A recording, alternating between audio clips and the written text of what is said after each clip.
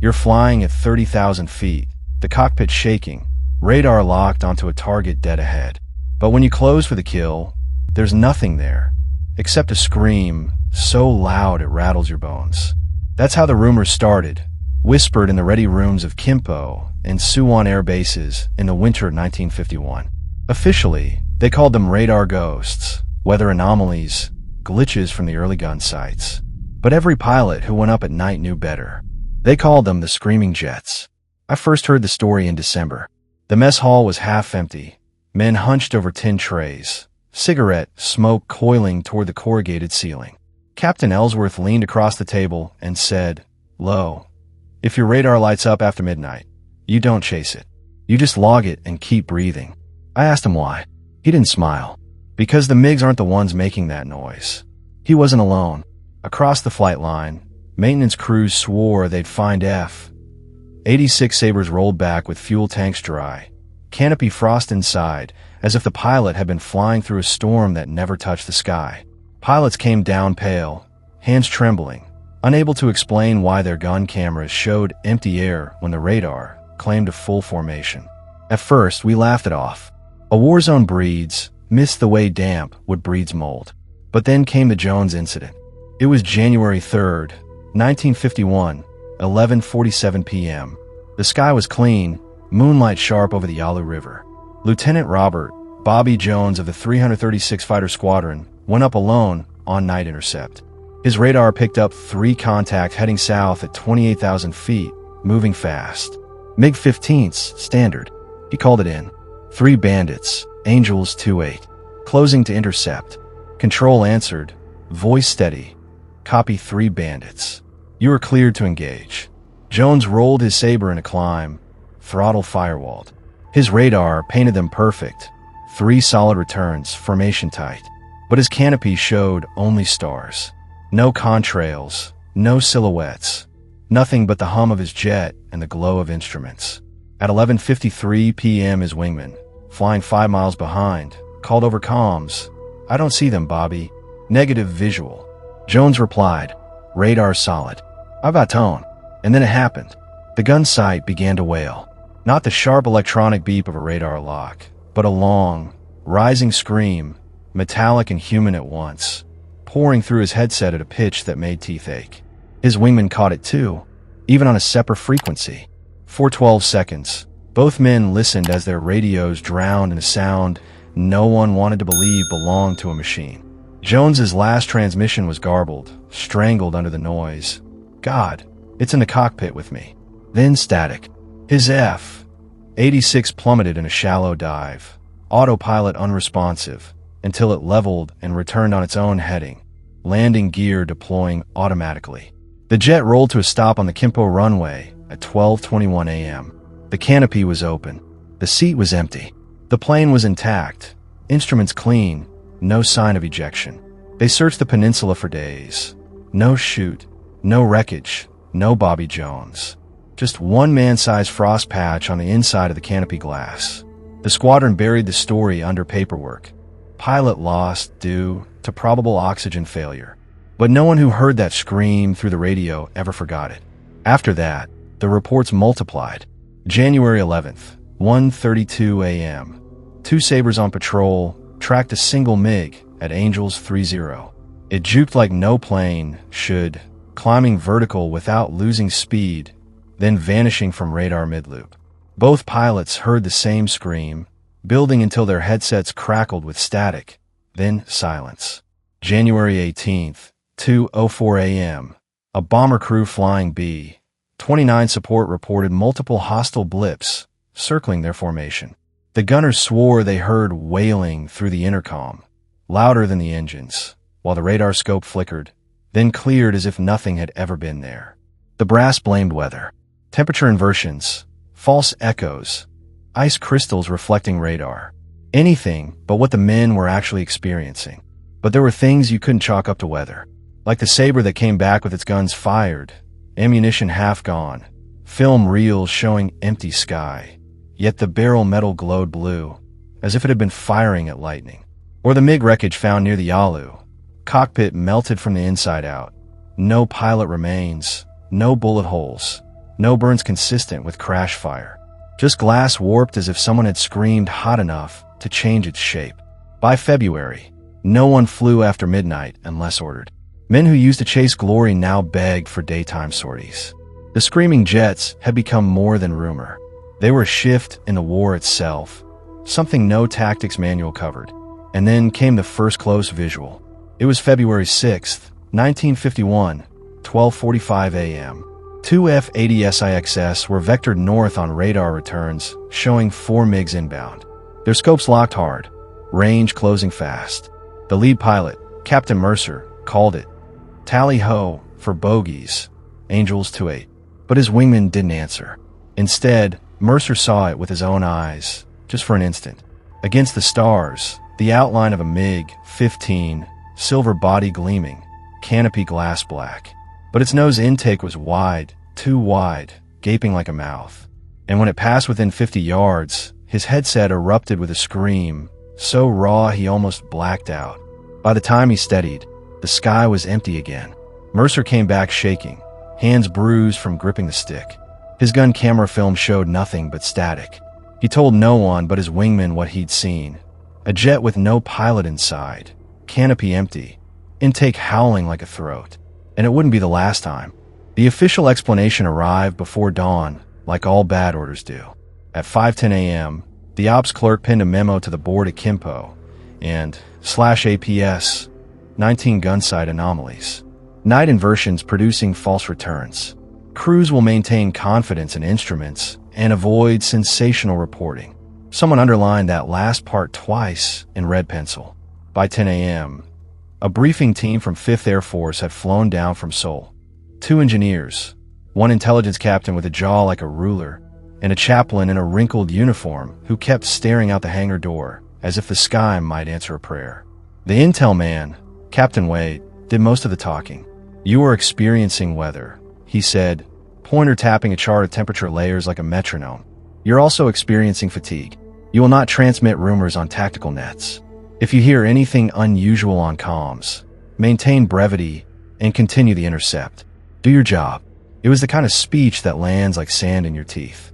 When he invited questions, no one spoke. We just watched the chaplain, Father Dell, who finally cleared his throat and said, almost apologetically, "Have any of you heard it while your radios were off?" No one laughed.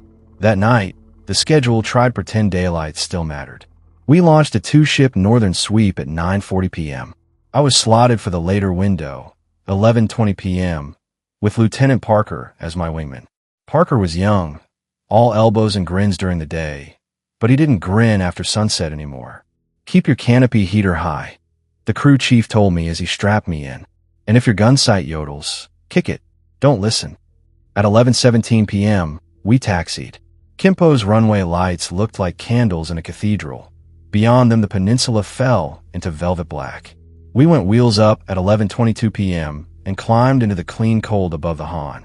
Control vectored us toward the Yalu, Angels 3-0. My set was clean, no returns, no clutter, just a green sweep carving silence. I almost believed the memo. Then Parker broke squelch. "Lead, I've got a contact. One at 2-8, high aspect, range 10. I checked again. My scope was empty. "Say again." "Solid return," he said. "Dead ahead." His voice had that edge, the one you recognize from men who just seen a car drift on ice. I wanted to tell him to ignore it, to stay calm, to fly the plane. Instead, my gun sight beeped, a normal, healthy chirp of acquisition, and then the sound stretched thin until it wasn't a tone anymore. It was a voice pulling itself over wire. It started low, too low to name, and climbed until it polished the backs of my teeth. Parker hissed through his mic, "Lead, do you hear? Brevity." I snapped, because training is a metronome that keeps bad time. "Break right, go burner." We split, burners flaring blue. The scream followed, not from the radio, from the cockpit. It came through the seat, the pedals, the stick, until my hands felt like they were holding the throat of a thing that couldn't breathe. I keyed the transmit out of pure stubbornness. "Control, Falcon 2-1, experiencing comms." Static ate my words like an animal. At 11:31 p.m., it stopped. No fade, no mercy. Just gone. The sky went back to being sky. My scope stayed clean. Parker's contact disappeared mid-sweep.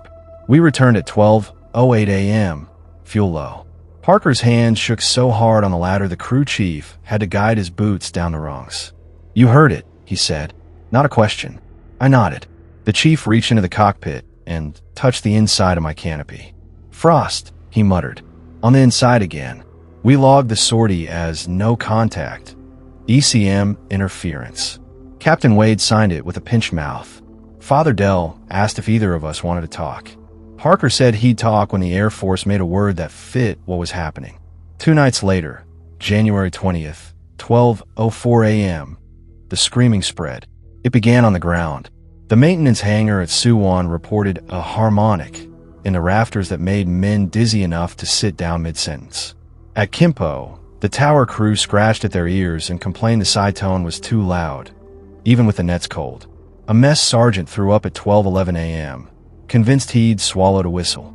A corporal in supply swore he heard breathing behind him in the dark of the QM shed, slow and patient, as if someone were reading inventory over his shoulder.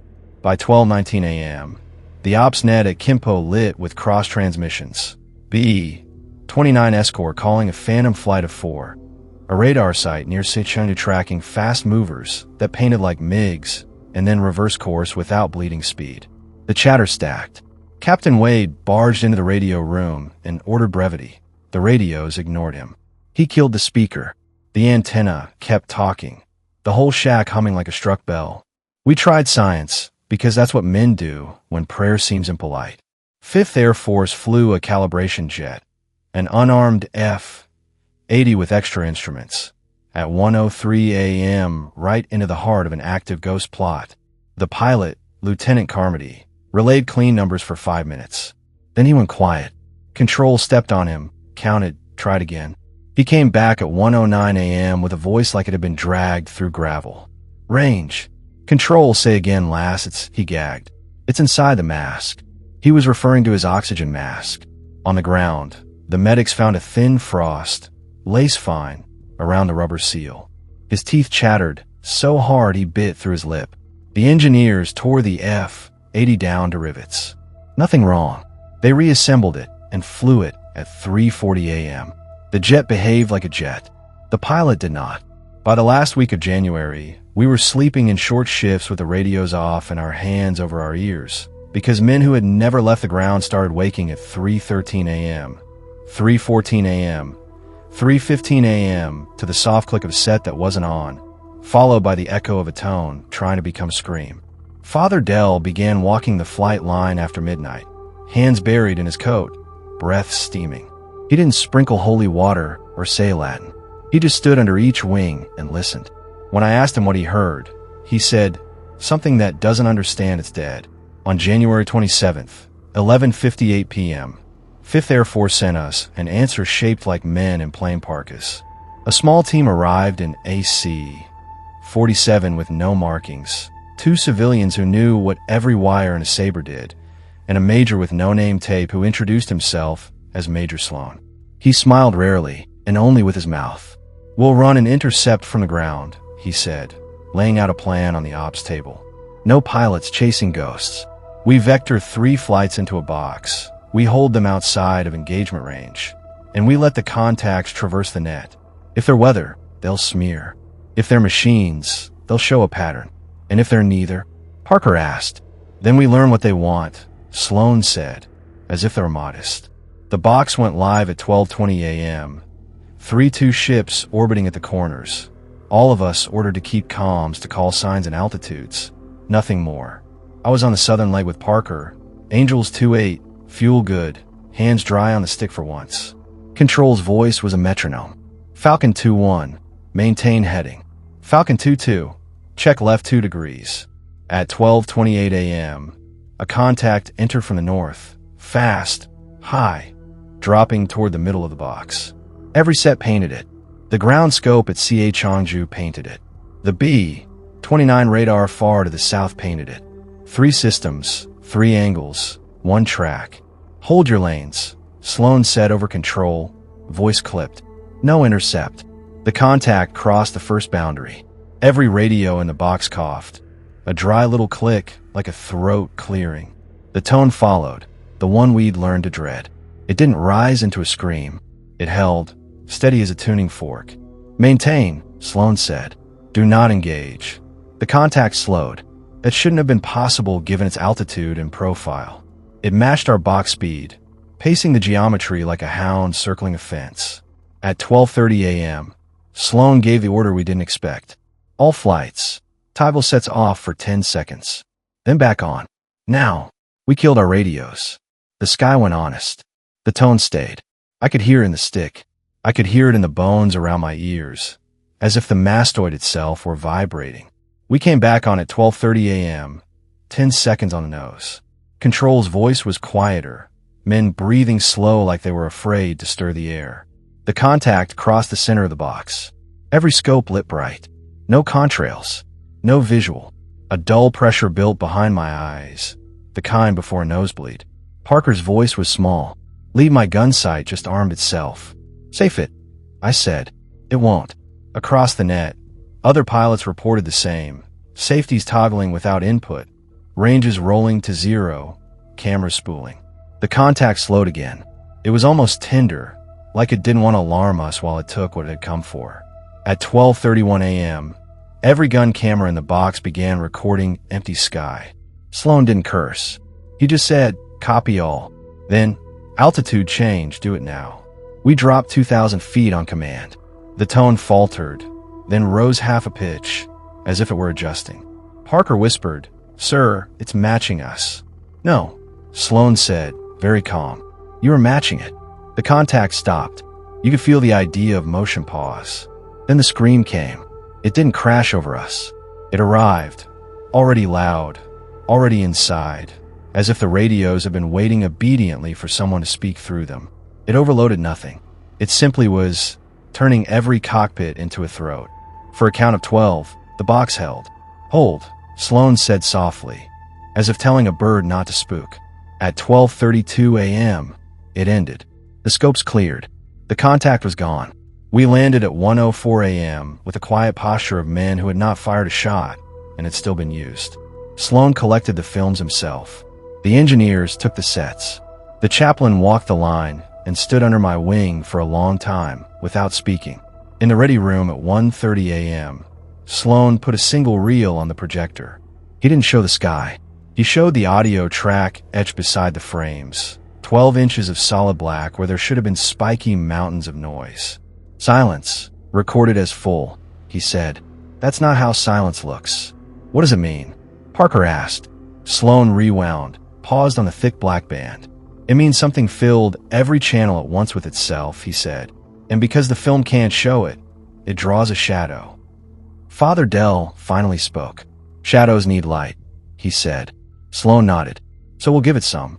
He laid out the plan for part 3 of our little war. Floodlights on the box, ground-based arcs to paint what radar couldn't, and one more change that made the hair on my neck stand up.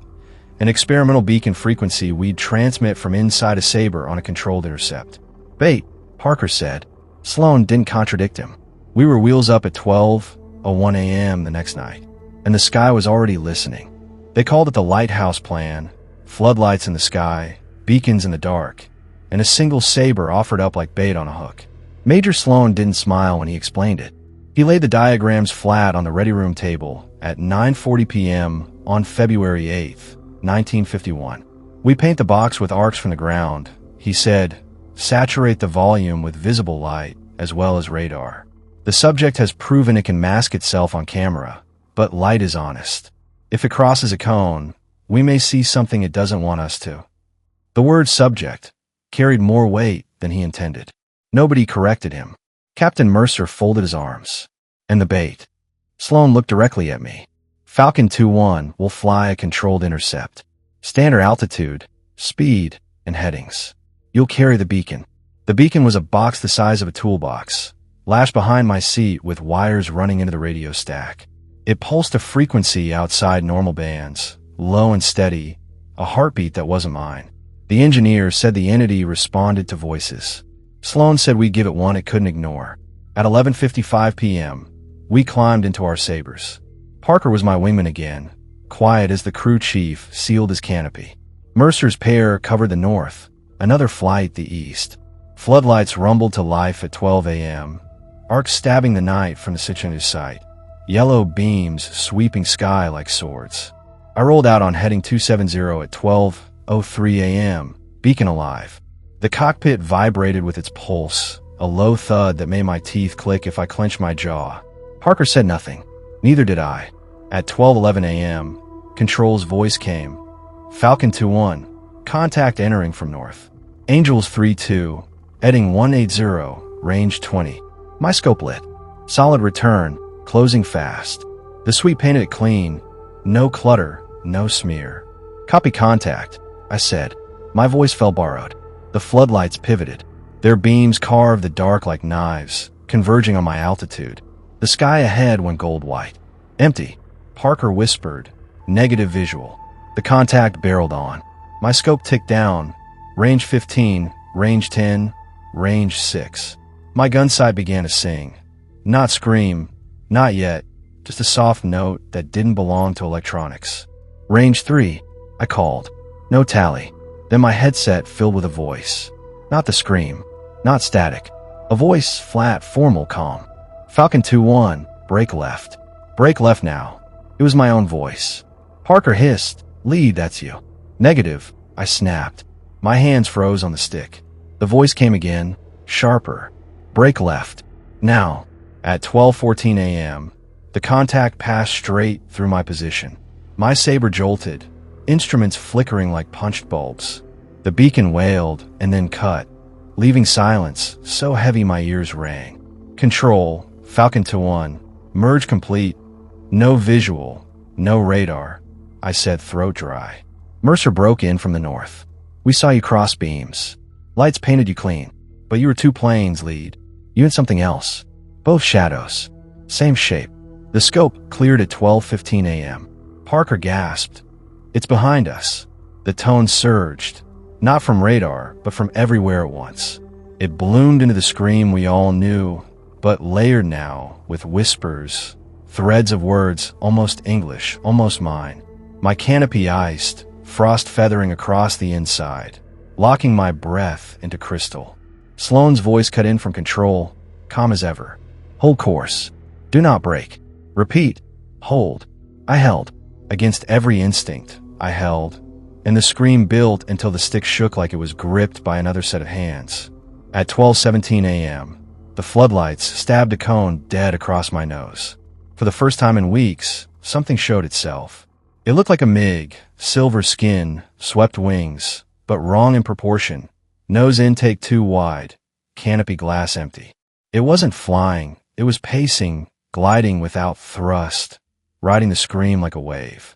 And as the lights caught it, the outline quivered, blurred, as if embarrassed to be seen. Parker swore. It doesn't want the light. Log the time, I said. My teeth hurt with every word. The beacon sparked behind my seat, blue arcs licking wires. The scream faltered, dropped half a pitch. The phantom MiG shivered and peeled away, dissolving into the dark. At 12:19 a.m., silence fell. Control spoke carefully. Falcon 2-1, return heading. Mission complete. I wanted to believe it was. But the beacon was blackened, wires charred, metal warped. When the engineers pulled it out, their gloves smoked. One held it up like a relic. It's scorched from the inside, he whispered. We tried again 2 nights later with Mercer as bait. His flight reported a merge. Same profile, same empty canopy. But this time, the scream didn't fade. It locked, steady, long after the radar cleared. Mercer landed with blood dripping from his ears, and a headset melted to his scalp. He lived. Barely. The engineers refused to build another beacon. Sloane didn't argue. He only said, "It knows we can see it now. That will change its behavior." And it did. By mid-February, the screaming wasn't confined to the air. Ground crews heard it in hangars, through unplugged headsets, in the hollow of fuel drums. A mechanic at Suwon swore a MiG shadow crossed under his floodlight and vanished against a wall. The chaplain, Father Dell, said he dreamed of cockpits lined up like coffins, each canopy open, each seat empty but still screaming. The war outside, the real war, kept going. Sabres and MiGs clashed by day, bombs fell by night. But every man on night alert knew the other war was circling above, patient, watching, learning. And then came the transmission that broke everything. February 22nd, 12:03 a.m. AB 29 crew escorting north received a call over guard channel. The emergency frequency. Calm, clipped American. Falcon 2-1, this is Jones. I'm locked inside. Request release. Bobby Jones, the pilot who vanished 6 weeks earlier, whose Sabre landed empty. Every man who heard it swore it was his voice, and the scream that followed carried his name. The first time Jones's voice came over guard channel, they chalked it up to stress. Men hear ghosts in their sleep. Radios bleed when the sky is crowded. That's what command told us at the February 22nd debrief, 0400 hours. But none of that explained why the B-29 crew, 12 men, all sober, all listening, wrote the same words in their logs. Falcon 2-1, this is Jones. I'm locked inside. Request release. When the transcript reached Kimpo, it spread like fire through the ready room. Parker just stared at the wall, knuckles white against his coffee mug. Mercer muttered, "Dead men don't request clearance." But in the dark, every one of us kept hearing it. Jones, calm as briefing day, as if nothing had happened, as if the cockpit frost and empty seat had been a trick of light. The next night, Control ordered strict calm silence. No one spoke unless fired on. We launched at 11:48 p.m. on a 4-ship sweep north. The air was clear, moon sharp on the ridgeline. At 12:07 a.m., my scope painted 2 returns crossing from Manchuria. Mercer had lead. He called the tally. Then Jones answered him. Falcon 2-1, maintain heading. Bandits are false. Continue south. His voice. Same cadence, same calm. But the net was locked, frequency secure, no way to spoof. We all froze. Mercer's canopy glass frosted in rings like breath against cold. He cursed, pulled away from the intercept. The radar contacts bled out mid-sweep. Parker whispered into the void. Sir, if that's really him. Shut it, Mercer snapped. He's gone. Don't answer. But Parker's scope didn't agree. At 12:11 a.m., a third contact bloomed, range 5, trailing us close. He craned his head, and for an instant he saw it. The silver outline of a MiG pacing his wing. The canopy was black, empty, yet his headset filled with Jones's voice again. You see me now. Don't lose sight. Parker almost broke formation. I barked at him to hold. The Phantom stayed 200 yards off his wing until the floodlights from CA Changju swept across the sector. Then it dissolved like smoke. When we landed at 12:58 a.m., Parker pulled his helmet off and retched on the tarmac. His gun camera film showed 3 minutes of blank frames overlaid with a faint pulse, like a heartbeat drawn in light. Major Sloan took the reel and said nothing. 2 nights later, it wasn't just pilots. At 12:23 a.m., the radar crew at CA Changju received a call over their landline headset, direct wire, no radio involved. The log recorded it. This is Jones. I am inside. Why won't you let me out? The line officer tore the headset off, bleeding from both ears. He spent 3 days in hospital, hearing voices whispering through the bandages. The engineers ran checks. Nothing. The wires were clean. The exchange was secure. But the logbook was black ink proof that something was speaking back. By the end of February, the men started calling it the Echo. Not just phantom jets, not just screams, but voices from the missing, played back like recordings bent out of shape. Some swore it wasn't just Jones anymore. A few claimed to hear Korean, others Russian. One mechanic at Suwon, barely 20, hands always black with grease, told me he heard his mother's voice in the empty cockpit of Sabre he was fueling. He went AWOL the next night. They found him 2 days later, wandering a frozen field, eyes glazed, whispering, "She's in the clouds." On February 27th, 12:02 a.m., we flew another box intercept, same geometry as before. Control painted 4 bogies crossing south. Our scopes agreed, but the screaming didn't come right away. Instead, the cockpits filled with overlapping voices. Jones, Mercer's dead wingman from January, names we hadn't spoken aloud in weeks. Request release. Locked inside. Let me out. Each voice layered, clear as briefing room audio, until it sounded like a squadron crammed into a frequency too small to hold them. At 12:07 a.m., the tone sharpened and the voices screamed together. My canopy eyes from the inside rhymed white in seconds. The stick juddered like a live thing. I felt my hand slip. Then Parker shouted, "Visual, 9 o'clock low." I snapped my head. For a heartbeat, the floodlights caught them. 3 MiGs pacing, silver shapes in formation. But they flew wrong. Wings twitching like fish, canopies empty. The sound pouring through my headset wasn't wind, wasn't engine. It was lungs forcing air through throats that weren't built for it. Mercer fired instinctively. His tracers stitched across the night, vanishing into nothing. The MiGs stayed, indifferent, until the beams crossed them again. Then they broke apart, dissolving mid-roll like sand thrown in wind. At 12:10 a.m., silence fell. My hands ached from a stick. Parker whispered, "Lead, are we flying against ghosts?" I had no answer. Back on the ground, Major Sloan gathered us in the briefing hut. His eyes were lined, his jaw tight. He played the gun camera reels one by one. Empty frames, static, frost patterns. Then he played the audio. Jones's voice, calm, measured. "Falcon 2-1, this is Jones. I'm locked inside. Request release." Over and over. When it stopped, Sloan looked at us and said, "This isn't random. It's a procedure. Something is trying to execute a protocol it doesn't understand anymore." Parker muttered, "You mean it's learning?" Sloan nodded. "It's building an identity out of voices.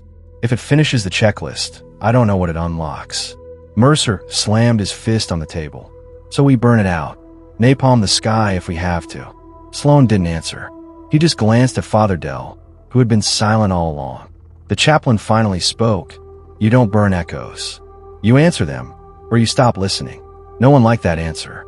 The brass ordered one final test. A saber, stripped down, no weapons, just a pilot with a dead radio and a reel-to-reel recorder in the cockpit. Sloan wanted proof. Control wanted closure. At March 1st, 12:01 a.m., Lieutenant Parker volunteered. He climbed into the stripped saber, strapped down the recorder, and taxied into the black. We listened on ground comms as his voice crackled through at 12:09 a.m. "Contact. Range 10. Scope solid. Visual no. Standby." Then the scream came, so loud it bled into every speaker in ops, rattling glasses, shattering the bulbs over our heads. Men covered their ears. Some dropped to their knees. Parker's voice fought through it. "It's God. It's right here, Jones. He's in the seat." Static swallowed him. At 12:13 a.m., the stripped saber came back alone. It rolled onto Kimpo's runway, canopy open, recorder running, seat empty.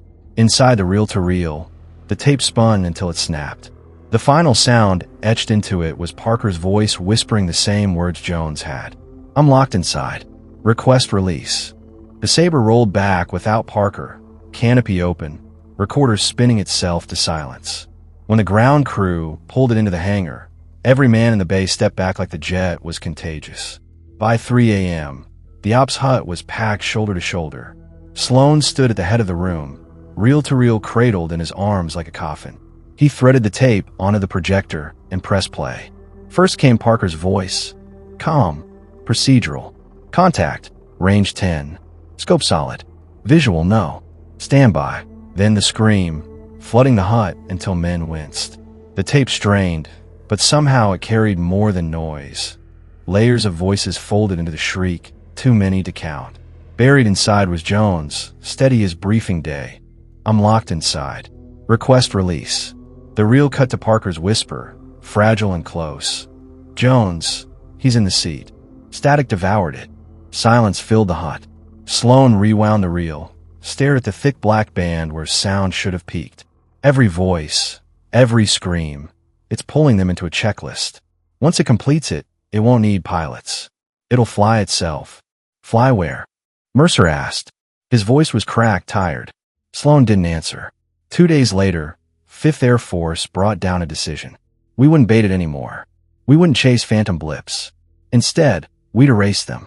Operation Chimney Sweep launched March 3rd. Every jet in the wing went up with orders to burn the sky. Radar contacts. No questions. No merges. No close visuals. Just guns, rockets, and napalm poured into the dark until the scopes cleared. At 12:05 a.m., the Yala lit up like dawn. F-80s strafed clouds that weren't there. Sabres stitched contrails of tracer into voids. B-20 SXS dumped strings of fire across coordinates marked active anomalies. For 40 minutes, the night was nothing but flame. The screaming didn't stop. It only grew louder, spilling into every band, every cockpit, even into the ground comms. Mechanics, covering their ears in the hangars, swore it was coming from the steel rafters. Control's own speakers cracked. The scream didn't care if you were flying or not. It filled you anyway.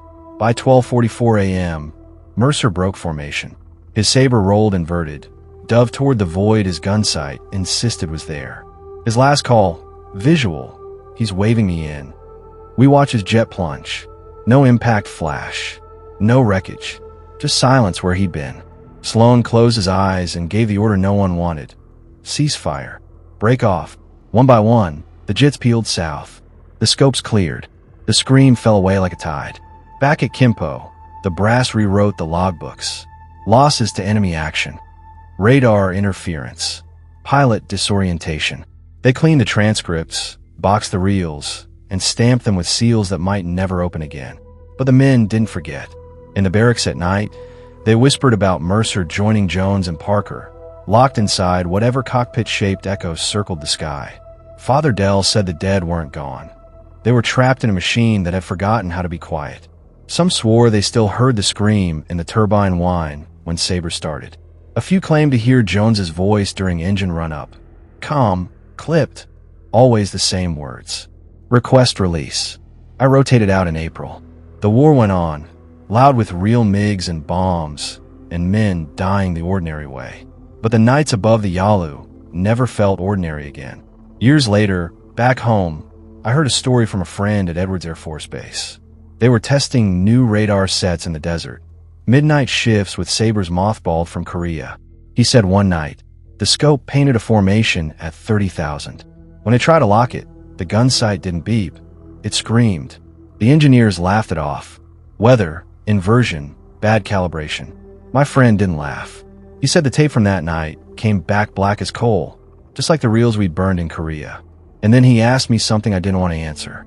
Do you think they ever got out? I told him the truth. No. And that's the only reason we're still flying.